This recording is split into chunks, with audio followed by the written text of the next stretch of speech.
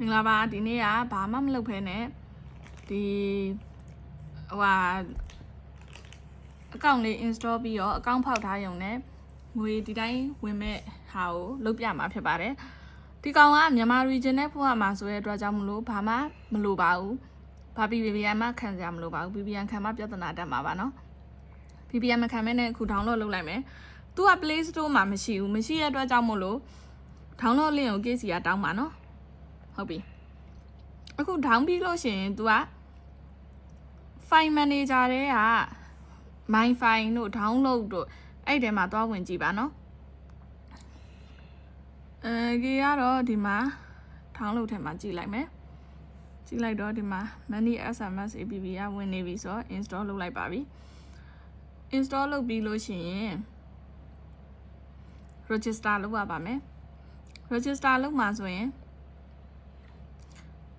နောက်တစ်ခုကကြာလေ तू ကဘာမှမဟုတ်ဘူးเนาะ तू အဲ့ဒီ operator တွေကနေပြီးတော့သူတို့စာထွက်မထွက်စမ်းတာပါเนาะအဲ့စမ်းတာအတွက်ကိုသူက sim card တွေလိုတာအဲ့ဒါအတွက်ကိုကိုက sim card ကို sim card ငှားပေးတာမျိုးပဲဖြစ်ပါတယ်ဘဏ်အကောင့်တွေအဟက်ခံရမှာတို့ဘာလို့အဲ့ဒါတွေကိုစိတ်ပူတယ်ဆိုရင် sim card အစ်တကက်ဝယ်ပြီးတော့ဒီဟာနဲ့လုပ်ကြည့်ပါเนาะအဲ့ဒါဆိုလဲရပါတယ်ကိုဘာမှဘန်နေမချိတ်ထားတာ KB တွေဝေးတွေမရှိတာဒီလိုဖုန်းနံပါတ်တွေနဲ့သုံးပါနော်စင်ကတက်ကကို1000ခွဲလောက်ဆိုရင်အရင်ကြေပါတယ်တစ်ခါထုတ်ရင်2ပေါင်ထုတ်လို့ရပါတယ်ဟုတ်ပြီသူကအခုဒီမှာတောင်းနေတယ်ပေါ့နော်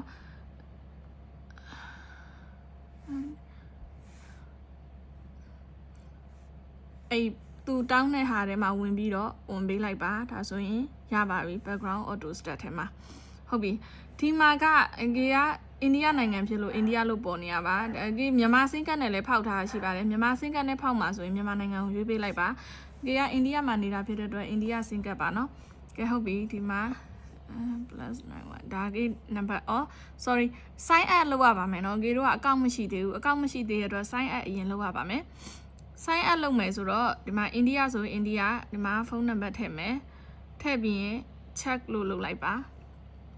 ရမယ်ပေါ့နော်အဲ့မှာပြီးလို့ရှိရင် email ထည့်ရပါမယ် email ကေကတခုရှိတဲ့ဟာတခုပဲထည့်လိုက်တယ် password ကကိုအဆင်ပြေသလိုထည့်ပါပေါ့နော်သူကခဏန်းလေးတွေရဲ့အင်္ဂလိပ်စကားလုံးတွေရဲ့ဒီလို true special character လေးတွေရဲ့ပါပါမယ်နော်ပြီးရင်ဒီမှာ referral code ထည့်ရမယ် referral code ကအရေးကြီးပါတယ်နော် referral code မထည့်လို့ရှိရင် 0.25 ပေါင်မရပါဘူးသူကအဲ့ referral code ထဲမှာဘယ်လိုလဲ welcome bonus ဆိုပြီးပေးတာပါเนาะ referral code မထည့်လို့ရှိရင် welcome bonus လုံးဝမရပါဘူးเนาะအဲ့တော့ referral code က referral code ကိုထည့်ပါ0FQ K 9 S W G ပြန်တိုက်ကြည့်မယ် 0FQ K9 SWG 0FQ K9 SWG ဟုတ်ပြီဒါဆိုရင် continue နှိပ်လိုက်ရင်အကောင့်ရသွားပါပြီအကောင့်ရသွားရင်သူက email တဲ့ကိုverification တောင်းလိုက်မယ် email မှာကြာလာမယ် verification ကိုထည့်ပါ email တဲ့ကိုတစ်ချက်သွားလိုက်အောင်မယ်နော်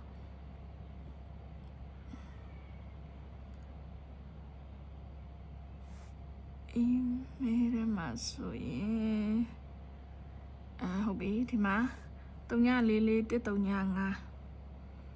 344135 344135ဟုတ်ပြီဒါဆို continue နှိပ်လိုက်ပါနော်ဟုတ်ပြီဒီမှာ allow on ပေးလိုက်on function ဆိုရင်ဒီမှာအကုန်လုံး allow no restriction နော် no restriction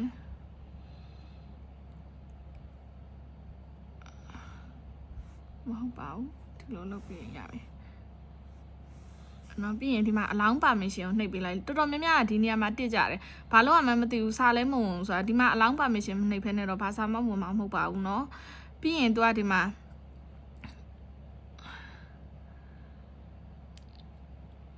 ဒီထဲကိုဝင်ပြီးလို့ရှိရင်နဲ့ APP permission နဲ့ဝင်ပြီးတော့ဒီကောင်ဝင်ပေးရပါမယ်ဒါလည်းဝင်ထားပြီးသား okay ကိုနှိပ်မယ် other permission sorry SMS အကုန်ဝင်ပေးလိုက် allow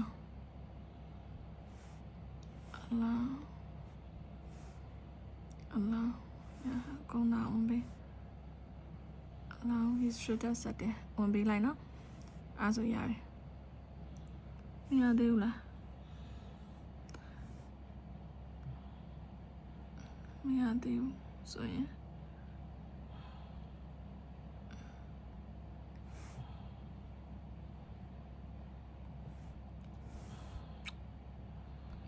APP permission ကိုတွား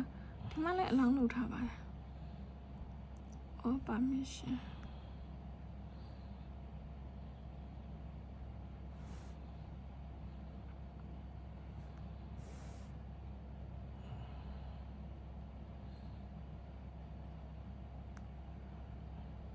other permission ဒီမှာလည်းအလောင်းလုပ်ထားတယ်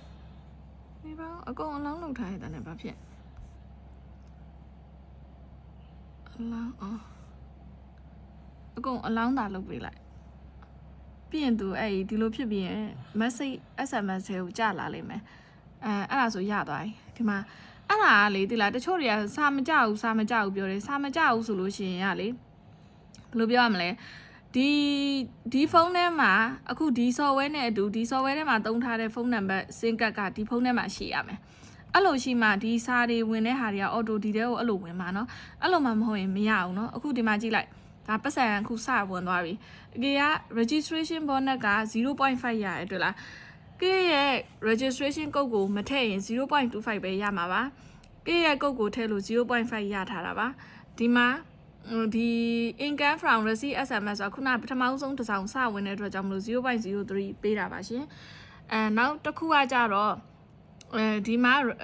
income from referral ဆိုတာရှိရယ်ကိုက referral ရှာလို့ရှိရင် referral စီကနေလည်းငွေဝင်တာပေါ့နော်အဲ့လိုမျိုးလည်းရှိပါတယ်ဒီမှာကြည့်လိုက်ဒါဆိုရင်ဒါကေစတစ်ဆောင်ဝင်တယ်ပေါ့နော်ကေစီမှာဆိုရင်ကေကဖုန်းဝင်ကောပါလက်ခံပေးထားတယ်ဒါပေမဲ့ဖုန်းဝင်ကောကဒီတစ်ခေါက်ပဲဝင်တယ်ပထမဆုံးတစ်ခေါက်ပဲဝင်ပြီးနောက်ပိုင်းမဝင်ဘူးအဲ့တော့ on နေလဲလကားပဲမဝင်လဲရဘာမှမဖြစ်ဘူးဒီ your availability ဆိုတာကိုကလေဒီ software ကိုထည့်ထားရင်အဓိကအရေးကြီးဆုံးကကိုက24နာရီ online ဖွင့်ပေးထားရမယ်ဒီလို availability 100% ဆိုပြီးဖြစ်မှာစာများများဝင်တာပါအဲ့လိုမဟုတ်ဘဲနဲ့ဒီလိုမျိုးဆိုရင်စာဝင်နေပါတယ်ကိုရဲ့ online ရှိခြင်းမရှိခြင်းပေါ်မူတည်ပြီးသူ့ရဲ့စာအဝင်ထွက်ကရှိတာပါတချို့ကြတော့ရှိရအမက registration လုပ်ထားတယ်ဒီဆောင်တစ်ဆောင်ပြင်ပို့မဝင်ဆိုတာကိုကအများတန်း offline ဖြစ်နေလားကိုက internet မဖွင့်ထားရလို့လားအများတန်းအိမ်မှာ wifi ရှိပြီးတော့ internet ဖွင့်ထားတဲ့လူတွေအတွက်ဆိုဒီဟာအရန်အဆင်ပြေပါတယ်internet နဲ့24နာရီသုံးနေတဲ့လူတွေဆိုရင်ဒါကအများတန်းစာဝင်နေတယ်ငွေဝင်နေပေါ့နော်ကဲဟုတ်ပြီပြီးရင်ဘာမှလုပ်စရာမလိုတော့ဘူးသူစီကစာဝင်ဆောင်ကိုကအများတန်း online 24နာရီဖြစ်နေအောင်ဒီ availability မှာ 100% ဖြစ်နေအောင်ဒါစူးစမ်းထားအဲ့ဒါဆိုရင်သူကသူ AC စာဝင်လိမ့်မယ်ကေဆိုရင်ဒီမှာ55ဆောင်ဝင်ထားတယ်အဲ့ဒီ55ဆောင်ဆိုတာလည်းဘာမှမဟုတ်ဘူးသူပို့တဲ့စာတွေကဒါမျိုးလေးတွေအဲ့ဒါမျိုးလေးတွေပဲเนาะအကယ်ဟုတ်ပြီကဲဒါဆိုရင်တော့ဒီ registration လုပ်တဲ့အပိုင်းကိုရှင်းသွားပြီထင်ပါတယ်ဒီဖုန်းကဘာမှထပ်လုပ်စရာမလိုတော့ဘူးမေးတလောက်ပြစ်ထားပြီးတော့မှပတ်စံဘယ်လောက်ရှိနေလဲဝင်ကြည့်2ပေါင်ကျော်ပြီဆိုထုတ်လို့ရပြီသူကအနည်းဆုံး2ပေါင်ကနေစထုတ်လို့ရပါတယ်2ပေါင်ထုတ်တဲ့အခါမှာသူ့ရဲ့ထုတ်ခါကို 0.1 တောင်းတဲ့အတွက် 2.1 ပေါင်ရှိမှထုတ်လို့ရမယ်ပေါ့နော်အခုကဒီဖုန်းကိုတစ်ခါတည်းပတ်စံထုတ်ပြမယ်ပတ်စံထုတ်ပြတဲ့အခါကျတော့ဒီမှာအခုဒါ wallet ပေါ့နော်ဒါ2ပေါင်ကျော်နေဖြစ်တဲ့အတွက်ဒီငွေထုတ်လို့ရပါပြီဒီဖုန်းကိုတစ်ချက်ပြမယ်နော်ဒီမှာငွေထုတ်မယ်ဆိုလို့ရှိရင် payment method ကိုသွားရပါမယ်နော်ဒီမှာ payment method ဒါကတခါမှငွေမထုတ်ဘူးတဲ့ဖုန်းမို့လို့ဒီလိုပေါ်နေတယ်အဲ့ညမှာ app payment method ဆိုပြီးကိုက PayPal နဲ့ထုတ်မှာလား PayPal နဲ့ထုတ်မှာဆို PayPal ကိုရွေးလိုက် PayPal ကိုရွေးပြီးလို့ရှိရင်ကိုယ့်ရဲ့ PayPal account ထည့်လိုက်ဒါဆိုပြီးသွားပြီ save payment method ဆိုနောက်ပိုင်းကိုငွေထုတ်သမျှ PayPal နဲ့ထုတ်လို့ရတယ်ပေါ့နော်ဒါပေမဲ့ဒီ PayPal ကိုအားမပေးပါဘူး PayPal နဲ့ထုတ်လို့ရှိရင်2ပေါင်ကျော်2ပေါင်ဆိုရင်2.07 လားမသိဘူးအဲ့လောက်ရတယ်ပေါ့နော်အဲ့ဒီရတဲ့ဒေါ်လာဒီပေါက်ဈေးမရဘူးကေဆိုလို့ရှိရင် ပေးပဲ$3600ပဲပေးတယ်ဒီလွှဲကတွေဖြတ်ခါတွေအများကြီးရှိရတဲ့အတွက်$2လောက်ကိုအာယုံမလာဘူးမယူချင်ဘူးပေါ့ကွယ်ယူတဲ့လူနည်းတယ်ပေါ့ကဲအဲ့တော့ Bitcoin နဲ့ထုတ်ပါကေကိုတိုင်းလဲ Binance နဲ့ပဲထုတ်ပါတယ် Bitcoin နဲ့ထုတ်တယ်အဲ့ဒီ Bitcoin နဲ့ထုတ်နေကိုပြောမယ်နော်ဒါကေရဲ့ထုတ်နေပေါ့နော်ဒီမှာ Bitcoin ကိုရွေးလိုက်တယ်ဒါကအရင်တစ်ခေါက်ထုတ်ထားပြီးသားမလို့ရွေးပြီးသားပါ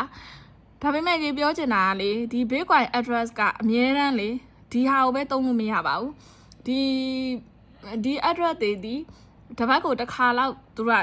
ဒီလိပ်စာတွေကပြောင်းတတ်တယ်ပြောင်းတတ်တဲ့ခါကျတော့ကိုလိပ်စာပြောင်းနေမှမသိဘဲနဲ့အရင်တိုင်းပဲထောက်လျှောက်ထည့်နေလို့ရှင်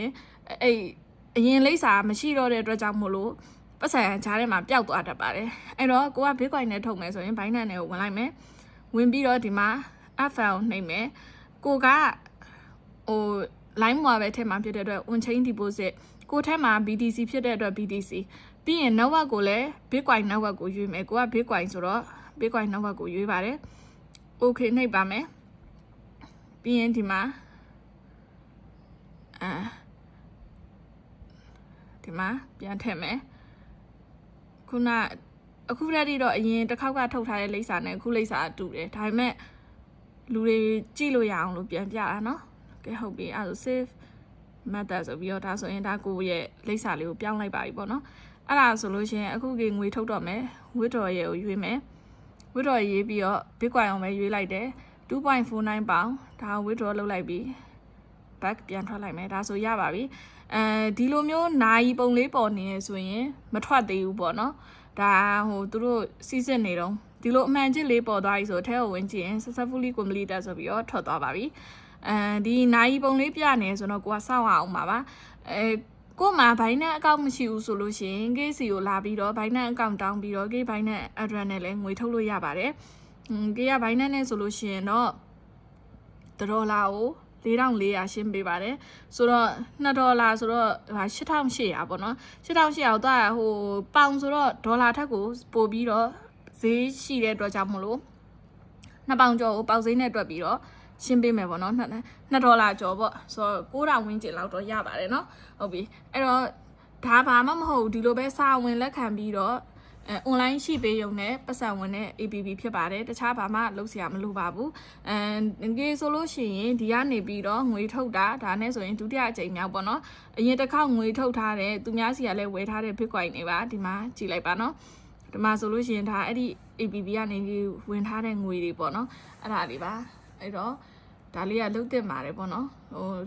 ကေကို refer ညွှန်ပေးတဲ့တယောက်ဆိုရင် तू ကဒီကနေရတာကိုပဲပေါင်30ကျော်ရှိပြီပေါ့နော်ကေကတော့ဒီရတဲ့ BTC တွေကိုပြန်မရောင်းပါဘူး Bitcoin ကနောက်ပိုင်းကျရင် तू က digital ကိုပဲဆိုဈေးတက်မှာပဲဆိုတော့လေတိမ့်ထားလိုက်ပါတော့တယ်